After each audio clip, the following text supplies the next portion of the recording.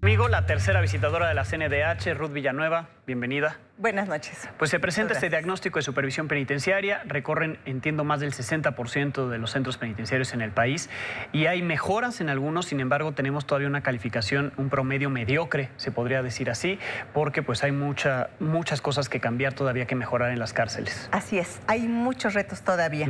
Y sí, efectivamente, se hacen las visitas a un gran número de centros que abarca el 94% de la población total de la República Mexicana. Esto es muy importante, porque hay centros que tienen muy poca población, sí, pero lo significativo es el 94%. Y efectivamente sí hay un avance en algunos centros, en algunas entidades federativas. En términos generales sí se puede observar, por ejemplo, por decir algo, el año pasado, 3 estados únicamente tuvieron una calificación por arriba del 8.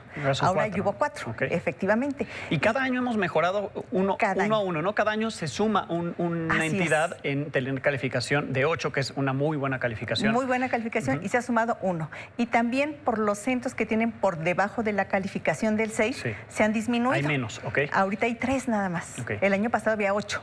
Ahorita tenemos a Veracruz, a Guerrero de Tamaulipas. Así es. ¿Qué condiciones prevalecen en estos centros penitenciarios? Que puede ser que estén en otros estados, sin embargo, en estos es de forma generalizada en la mayoría de sus cárceles. En otros estados tal vez podría ser una cárcel está bien, una no está tan bien, ¿no?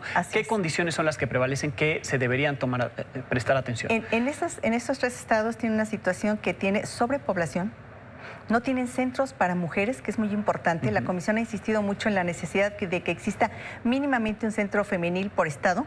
Estos 3 centros no tienen un centro femenil. De hecho, se emitió una recomendación para ellos por la necesidad de ver en las malas condiciones en las que viven. Y aquí una cuestión, no tan solo las mujeres, las hijas e hijos de esas mujeres. Claro, porque viven con ellas. Así es. Y tienen condiciones que no son ni muy cerca de lo mínimo que pudieran tener, insisto, para ellas y para sus hijas e hijos. Entonces, esto coincide en estos 3 estados, no tienen estos centros, tienen sobrepoblación y tienen condiciones de autogobierno, que son condiciones muy lamentables que existan en cualquier centro de reinserción social. Bien, en estos estados, los 4 estados con calificaciones aprobatorias, ¿qué están haciendo bien? ¿Qué le pueden copiar los demás estados? Sí, de manera muy específica se puede ver en lo que marca la Constitución, que tiene que haber los ejes para que se dé, que es trabajo, capacitación para el trabajo, educación, salud y deporte. Estos ejes los tienen cubiertos estas 4 entidades federativas. Se trabaja fuertemente para que esto pueda salir adelante, que en las otras entidades no se observa. Si tienen salud, no tienen deporte; si tienen deporte, no tienen capacitación, en fin. Y en estos centros de estas 4 entidades federativas se ha trabajado mucho en relación con esto. Lógicamente va de la mano que disminuyan las incidencias, que disminuyan condiciones de autogobierno. Esto va de la mano porque está trabajado con una supervisión de las autoridades también, que es muy importante. Claro. Y que creo que es fundamental para que los centros puedan mejorar. Bien, en centros federales todo va bien, entiendo, la mayoría de ellos. Podríamos decir que va mejor. Va mejor. No podríamos decir que va bien. Podríamos decir que en ningún centro federal hay sobrepoblación, en ningún centro federal hay autogobierno, pero la deficiencia del personal es altísima y la deficiencia de estas actividades a las que yo hago referencia también es un punto a atender. No hay estas actividades. Sí, quería yo preguntarle sobre Morelos. Hemos visto allí en Atlacholoaya distintos cuestiones de desorden, por supuesto, autogobierno también. Los custodios dicen estar en riesgo, hay problemas con la administración.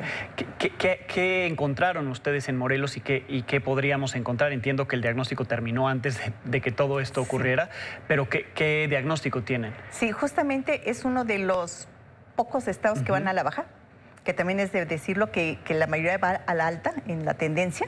Morelos va a la baja y Morelos tiene problemas de sobrepoblación, tiene problemas de condiciones de autogobierno que se dan en los centros, tienen una mala clasificación en las instituciones y lógicamente esto desencadena en estas respuestas que dan desde el personal hasta los internos que ocasionan estas riñas y estos desórdenes que vemos. Pues ahí está el reto, revisamos el diagnóstico. Muchísimas gracias, Ruth. No, al contrario, estamos a las órdenes como siempre, con mucho gusto. Gracias a la tercera visitadora de la CNDH.